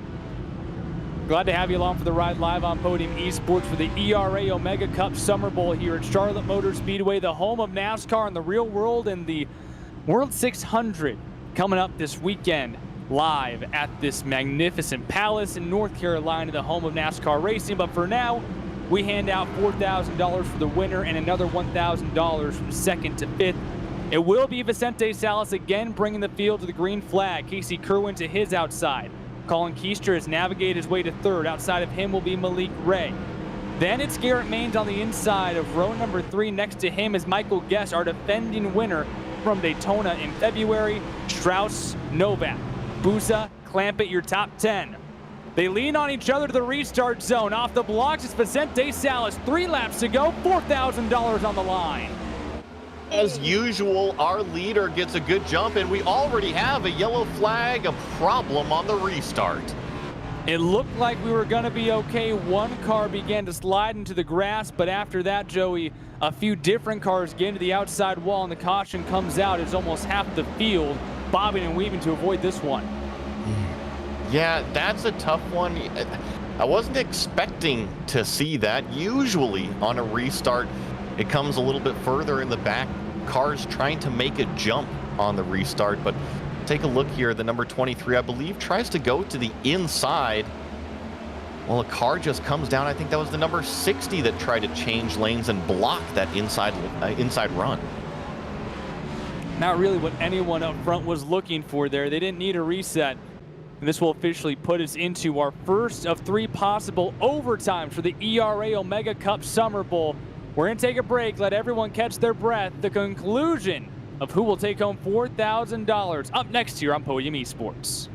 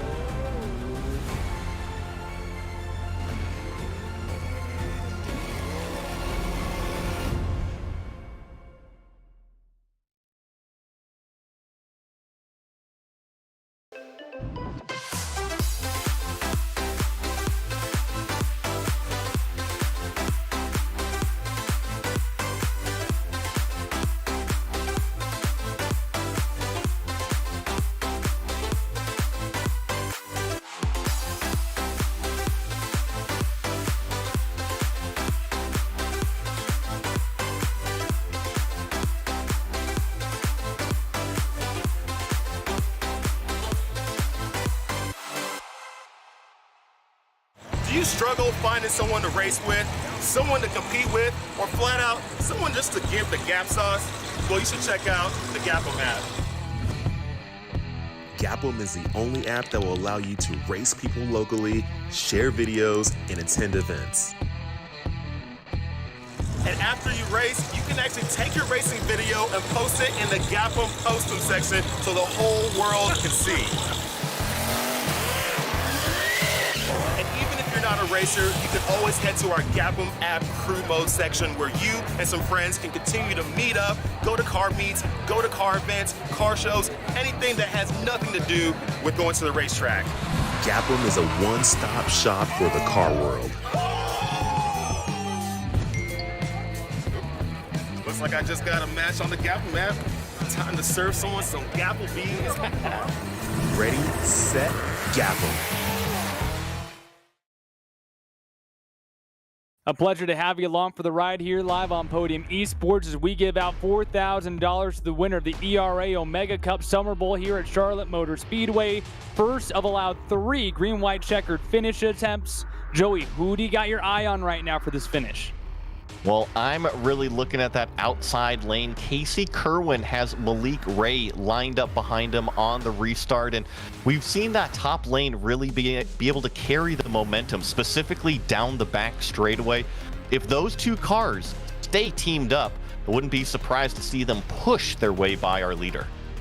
And Vicente Salas, with the oldest left side tires in the field, has been exquisite so far in his restarts. But Tatiana, another name that we're looking at, Zach Novak is now up to 7th. That's right. Like we talked about in the break, Zach Novak is in the game. If he's up there in 7th place, then he is absolutely in the running for first place. We've seen him come back after slamming into the wall and watching half the field pass him and go into a fight for first. So he's still in it as we try for our, was his first of 3 green-white-checkered attempts? Yes, first of 3 green-white-checkered attempts here at Charlotte Motor Speedway for the ERA Omega Cup Summer Bowl. And how about another name, but behind those guys in the outside lane who we are really thinking might be a little aggressive here, Kerwin and Ray. Then you have Michael Guest, who might have been the best passer in the far outside lane all day today. But the big story, $4,000 to win. If you finish second, you get $3,500 less. Even if it's by 1/10 of a second, that 1/10 is $3,500 gone. Salas will bring us to green. He leans on Casey Kerwin. Remember Colin Keister, he's in third. Malik Ray in fourth. Maines, Guest, Novak, Clampett, Buza, Strauss, Alvis. Back to the green, first of three green-white-checkered attempts, and again Vicente Salas gets on the loud pedal. A good jump. Yeah, good jump from our leader, and Michael Guest already pushing Malik Ray, who's on the bumper of Casey Kerwin. Can the run come from the top side? Vicente Salas is loving what he's seeing in his mirror right now.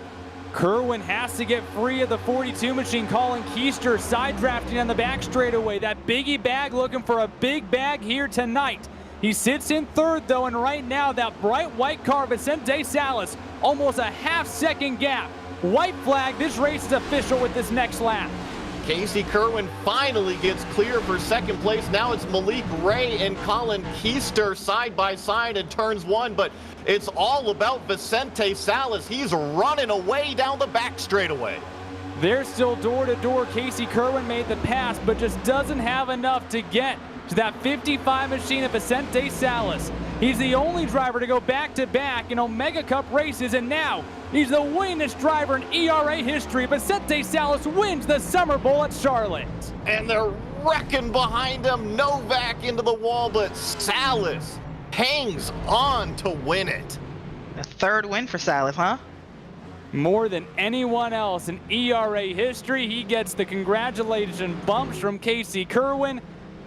And we're going to wait for this to all get officialized out to determine who our top five is here, all taking home money in our 2023 SummerBowl here at Charlotte. But Vicente Salas does an exquisite job in these final restarts with the oldest left side tires in the field, finds a way to get the jump on the restarts, break away, and take home a cool 4K tonight here at Charlotte.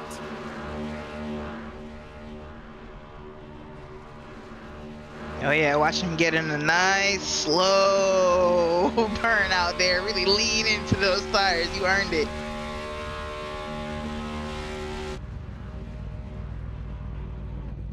It wasn't until the two-tire stop that got the 55 car up front, and he takes advantage and takes it to victory lane. When we come back, our unofficial finishing order tonight from Charlotte Motor Speedway, and we will chat with your top three finishing drivers taking home some cash tonight in the Omega Cup SummerBowl. You're watching live on Podium Esports.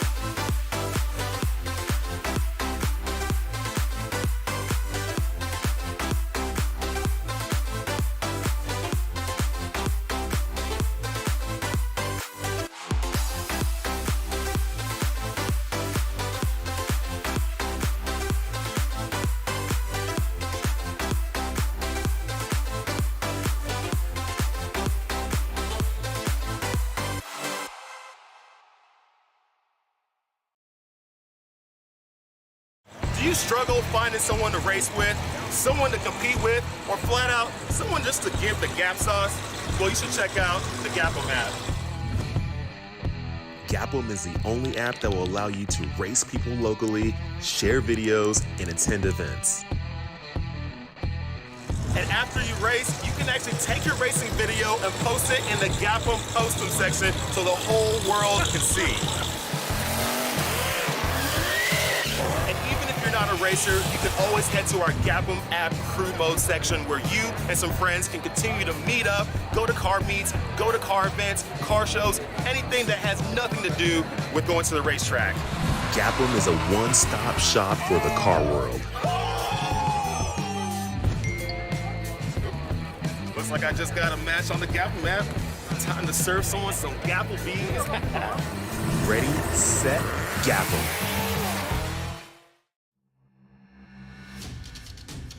In our 11th race in ERA Omega Cup history, Vicente Salas at the home of NASCAR becomes the winningest driver all time in eRacing Association history. He takes home a cool hard $4,000 with his victory in some late race heroics.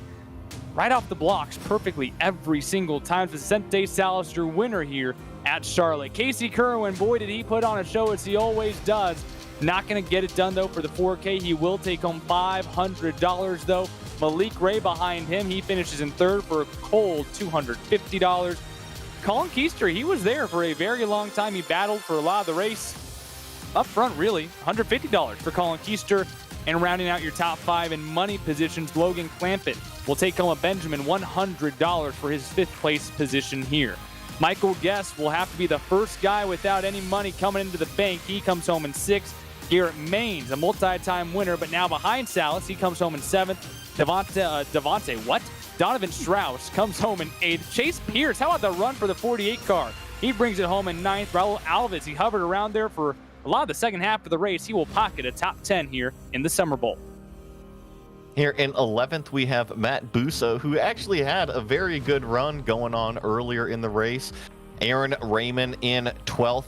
Going to bring up also Alex Jones here in 13th. Alex was our biggest mover throughout the night, up 20 positions from starting way back in 33rd, that number 045 car. Paul Bergoli, 14th. Luis Vega in 15th. Jason Cameron Jr. finishes 16th. Alex Thurber, 17th. Zach Novak, who we were highlighting so much today, unfortunately found himself in the wall off of turn 4, the 18th place, not representative of the speed that he had. Michael Thorpe Jr., 19th, and Daryl Young rounding out your top 20. Yeah, here in this group, like you mentioned, Joey, some guys who got caught up in some wrecks on that final lap. Mike Whidden, 21st. Cameron McComb comes home in 22nd. Austin Magil, he comes home in 23rd. Spencer Burns, he had that massive look to the inside wall. He comes home in 24th. Kwame Scott had a great run. He has to sell for 25th. P26 goes to James Wagner Jr. Michael Sturgill in 27th. 28th is Howard Struther Jr. And our spotlight driver of the night, the 700-time diecast owner, 20-year pianist, virtuoso, Jason Ratchcock comes home in 29th. Jason Maines rounds out your top 30, Joey. Yeah, Joshua McKinney, their second car, one lap down. Nathan Sellers there in 33rd. 33rd. And then Jeff Merck after that. Also have another Sellers there, Edwards, Baker, Elaine, Castro Alves. And then all of these cars did not able to finish. They had multiple problems, as you see, several laps down. Your 40 cars here out of the 83 who attempt to qualify, but let's bring in now the winningest driver in ERA Omega Cup history. Vicente Salas, for the third time in his career, is taking home $4,000. Before we even get to the money, Vicente, I got to ask about number one, the pit stop strategy, the call to do two tires. You and Novak did it on your own and it worked the rest of the race. But then on top of that, I know the left sides aren't the most important things on these cars, but the fact that you perfected every single restart afterwards. First of all, the thoughts on going two tires and then the execution to make it work time after time again to take home the win. Yeah, I mean, it was such a crazy race. First off, thank you guys for putting it on. Huge shout out to Miramar Financial, everybody at Williams Esports, my mom, my dad, Carroll Speed Shop, everybody that supports me. I knew as soon as this race began with the dirty air how important clean air was. I mean, you saw Malik out there, and once we got to him, it was like a Sunday ride for him. He could just aero chop us and control the race. So, once I kind of figured that out, I knew whatever the first chance we got, where those left sides would be within range, that we had to take two. So we took two, fought for the lead super hard. The caution came out at the right time for us, and we held the lead once that second pit stop happened, and it was kind of just game on from there. So I mean, I can't thank Casey and all the guys for racing me clean, and I'm super happy to bring home another win. And 100 laps at an intermediate, I mean, it's almost a sprint race. We talked earlier, there's no time to be patient. You got to make the moves when you can. So time after time again, making that pit stop strategy, making all the right moves on the restart, how vital was it to have a sense of urgency with that patience in such a short race? Absolutely. This race was super, super passive aggressive. You had to know when to sit back, bide your time, and watch the guys in front of you battle it out. Then you also had to know when to make the moves yourself. So, I mean, we started kind of mired back 10th. I think we started 10th or 11th. So early on, I wanted to pick spots off, and we made it to the top 5 really quickly. We were running 3rd at the end when that caution came out. So definitely important to gain that track position. And I mean, I can't thank my guys in Discord enough, Ashton, Dave, Jeremiah, for helping me with the calls in that race. I mean, it was awesome to have a team around me. It was really cool calling the strategy, and we had a great time. May 12th, 2021, you become the 3rd different winner in series history at Circuit of the Americas. September 22nd, 2021, at Bristol, you become the first ever repeat winner in the series. Today, you become the first 3-time winner and have earned $12,000 off of P1 alone. What has this series and what has that payday meant to you? I mean, it's meant a ton. I can't thank Jesse Awuji, Matt Casto, and everyone enough that puts this on. I think it gives us guys that race online a great platform to really duke it out for some good payout. If there's anybody else new out there that wants a chance, there's heat races. They're super competitive. I think it's top 5, top 6 advance. And I mean, I think there was like 8 of them or something like that. So there's a ton of people that advance to this race. If you want your own chance to come win some money, don't hesitate to sign up, because the next one is sure to be a barn burner. And that next one is coming up in September. We go to the half mile of Martinsville. Nothing like the former half mile that you won on over at Bristol. And we will end the year in December at Phoenix, the 1 mile home of the NASCAR Championship. In the real world, your thoughts on these next 2 short tracks and short-ish track, if you will, coming up on the ERA schedule? Oh, I'm super pumped. Phoenix has always been a fantastic track for us. We ran super good there in the eNASCAR Contender Series in the Xfinity car. We actually won there in 2022. So we've got a little bit of momentum spooling there. I think if we can just keep that going, really be on top of the strategy like we were today, there's no reason why we can't be up front and battling for the win again. $12,000. At least maybe we'll just talk about this $4,000. Oh, Michael yeah. Guest said that that his last one went in the bank. What have you been doing with yours? I don't know what I'm gonna do.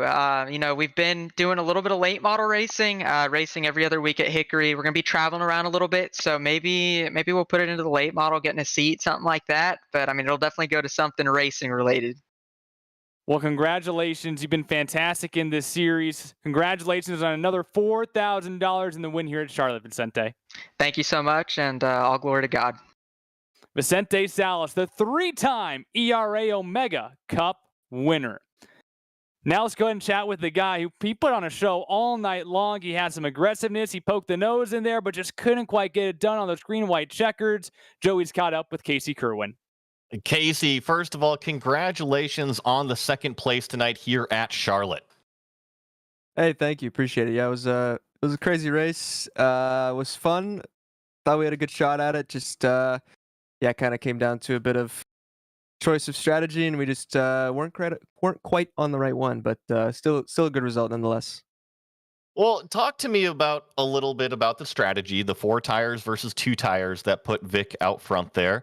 Were you thinking about that at all? Were you worried about any of the cars maybe a little bit further back leapfrogging you at that point? Yeah, I was. I mean, it's tough when you're the leader, right? Like I knew some guys were going to take 2. I debated taking 2. I just felt that if it did go green the whole 40 laps, I don't know if you would have won. And it's tough to like be the leader, be the only one that takes 2, and then you lose the race because of it. So it's kind of hard to make that call. But yeah, I thought if it stayed green, it was right when the yellow came out with like 20 to go, was kind of right as we were getting the advantage to have a shot at Vicente. And then of course he was able to take 2 again and just came down to short run speed. So yeah, it was a tough call. It could have gone either way. Obviously, it's kind of just a 50-50 shot. And yeah, we went for 4, and like I said, it was right as we kind of got to him there. After we got by Zach was when the caution came out, which is unfortunate. But yeah, again, just it was a fun race, and thought it was pretty racy and pretty entertaining from my standpoint. So hope everyone else enjoyed watching, and yeah, can't be too mad with second. Talking about the racing that happened on the track, because you're right, you were right there in pretty much the catbird seat the entire time, second, third place. How bad was the dirty air? What did you need to do to maybe get up there in single file to challenge for the lead? Was there something missing on the racetrack, or what did you need? Yeah, I don't know. It's tough. I think I just needed the pace to slow down. I think honestly, it got really racy after about lap 15 to 20 on the first run. Once the pace kind of slowed down, the dirty air wasn't as killer because you weren't going as fast through the corner. And yeah, once it just kind of came down to short runs, it's just full send. And there was a lot of draft. I think it could have helped. It's tough for the guys behind to get sorted out because you're just trying to fight and keep as much track position as possible. And I think the first run when I was behind Vicente on 2, no one was really formed up behind me to kind of help me with some momentum down the straightaways to have a shot at him. So I would just kind of get a run on him and get within that bubble of about 1 foot to 2 foot behind him, and just then my run would stall. If I had another car behind me, I could have built a little bit more momentum to have a shot at him. But like I said, it's just how it played out. I don't think there was really anything else I could have done besides just take 2 tires earlier and keep the lead. But like I said, yeah, that was still a good result, so can't be mad. Like you said, still a good result. $500 in the bank going to you. And before I let you go, is there anybody you want to say hi to or thank? Yeah, just thanks to XSET and for all they do in the Coke stuff, and also repping the brand here as well. And thanks to everyone in my Twitch channel that was watching today. I did the full Coke 600 before this race, so I had about a 30-minute break before we did this again, and yeah, had a bunch of support. So it was fun race and enjoyed and got to share with a bunch of people. So yeah, thanks to all of them. Well, I think Casey Kerwin has done enough laps at Charlotte for tonight. He finishes second tonight, in official $500 richer for him. And our final driver on the podium tonight, Tatiana Noel, is with Malik Ray. Hey Malik, how you doing tonight? I'm doing good. How are you? I'm good. So 3rd place, but you had a really good first stint running up front for a while there. What was your strategy for keeping everybody back? Because you managed to do it for a while, and how did Kerwin break that? I think it was him that passed you first. So I was just trying to run at my own pace at first, and then I think Vicente got trapped underneath me trying to pass Casey, or like he was trying to pass me and he got trapped underneath me, and then I went low down the back straightaway to try and give him draft, and then like when I did that, it gave Casey my outside, and then he was able to get by, and then after that I was just sitting in line behind him. Got it. I think you got back up front after that first set of pit stops around lap 40, correct? Did you take 2 tires or 4 then? No, I took 4, and I think in hindsight I should have took 2 because it would have put me in the lead, but oh well. Maybe. I mean, hindsight's always 20/20, right? But you did pretty well. I don't think you ever fell below the top 5. And that seems super important because we had a lot of incidents start towards the front of the field that caused the caution. Did you see anything happen in your rearview mirror and kind of wipe the sweat off your brow? Like, whoo, just barely made it through? Yeah, there was like a lot of cars, and they was like jockeying for position down the back straightaways and stuff. And I was just trying to like stay like in the top 5, so that way like I didn't have to deal with any of that stuff, and it worked for me. So I'm very happy about that. It absolutely did. You obviously have pace out there on this track. I was hoping to see you back up front at some point. Can you describe what it's like being behind 2 or more drivers? It seems like Dirty Air was really a big deal at this track. Were you struggling at all with that? Can you tell me more about it? I didn't necessarily struggle with it because I've done so many races this week. I kind of know like how to I guess like how to handle it. All you gotta do is just try to put your left front out and just try to like keep it on the bottom. And if you can do that, then it's not nearly as bad versus like if you're trying to run the outside or the middle or something like that. That makes sense. That makes sense. Well, thank you for putting on a great race and a great show for us. Is there anybody that you want to shout out and say thank you to? All you guys for broadcasting. And Jesse for making the league, and that's it. And that's it. I appreciate you guys. Thank you. Thank you, Malik. Thank you. Malik Ray rounds out our top 3 here tonight. A big thank you to Amenderlin Williams for our national anthem tonight, and Emmett Smith making his appearance with our command to fire engines. And that's how the race started, and it ends in a couple of green-white-checkered finishes. That brings us to Vicente Salas, now a 3-time winner. Let me turn my light on. There we go. In Omega Cup history. Hi, I'm here actually. But guys, your final thoughts here from Charlotte. Our first ever intermediate in a race that means so much to the community, being at the home of NASCAR. Your takeaways from this 11th Omega Cup race. Well, first of all, I love the racing that we saw. We saw tremendous green flag runs. It was not yellow filled, so the action that we saw on the racetrack was great, from Malik Ray starting out front, being able to control the pace to the different runs and then the different strategies that ultimately put our winner Vicente Salas out front. Tatiana?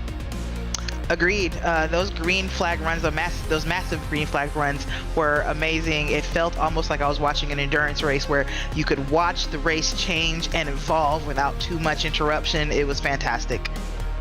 And you at home, you can join the series as well. All of you guys with an iRacing account, you can go and visit eragaming.gg/membership. Join today and take part in our next race coming up in September. Follow along for the official dates when we hit the Fall Bowl at Martinsville, and another race after that to close out the calendar year, the Winter Bowl at Phoenix Raceway. A big thank you to Matt Casco and Kevin Johnson and Sean Yoder at the eRacing Association. For all those working behind the scenes at Podium Esports, Ryan Bauer, Gary Sexton, and John Theodore, along with Brandon Davis and Michael Hall and Race Control, and our team tonight with Dougie, Ryan, Tatiana, and Joey, I'm Devin Henry. Thank you so much for watching tonight's broadcast of the ERA Omega Cup Summer Bowl. Congratulations, Vicente Salas, now a 3-time winner and your 2023 ERA Summer Bowl champion.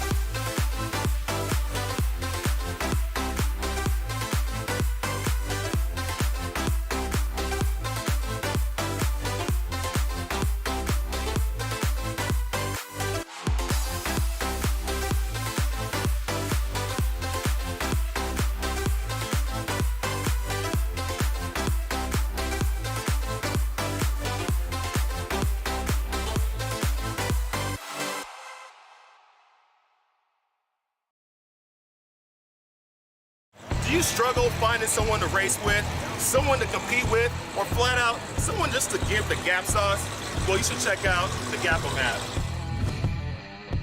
Gapum is the only app that will allow you to race people locally, share videos, and attend events. And after you race, you can actually take your racing video and post it in the Gapum Postum section so the whole world can see. And even if you're not a racer, you can always head to our Gapum app crew mode section where you and some friends can continue to meet up, go to car meets, go to car events, car shows, anything that has nothing to do with going to the racetrack. Gapum is a one-stop shop for the car world. Looks like I just got a match on the Gapum app. Time to serve someone some Gapple beans. Ready, set, Gapum.